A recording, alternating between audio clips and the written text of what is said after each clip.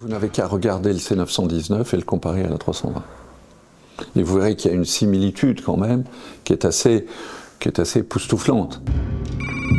Longueur, hauteur, poids, capacité de chargement, les caractéristiques générales sont quasi identiques. Un clone qui ne doit rien au hasard. Si le petit pousset chinois de l'aéronautique a réussi à rattraper si rapidement des années de retard technologique, c'est notamment grâce à un tour de passe-passe. Les Chinois ont tout simplement fait disparaître un avion français. Alain Juillet, l'ancien directeur du renseignement à la DGSE, se souvient très bien de cette histoire invraisemblable. Il dit c'est bizarre quand même.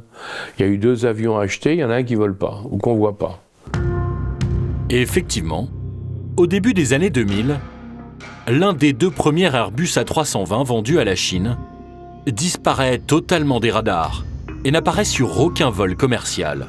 Chez le constructeur français, on est sidéré. On se disait, mais où est passé cet A320 ?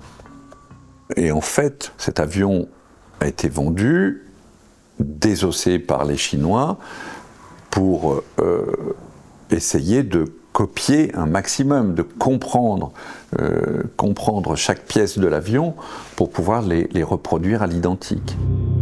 Si Patrick Deveau, aujourd'hui à la retraite, accepte de dévoiler ce secret, le groupe Airbus, lui, a toujours nié les faits.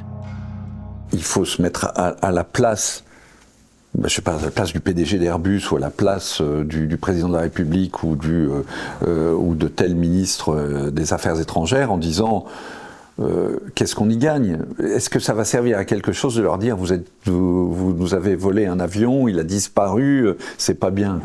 Pour comprendre cette attitude étonnante, il faut savoir qu'à l'époque des faits, le géant de l'aéronautique est en train d'ouvrir en Chine une toute nouvelle ligne d'assemblage de la 320. Des milliards d'euros sont en jeu et il ne faut surtout pas risquer de dégrader les bonnes relations commerciales.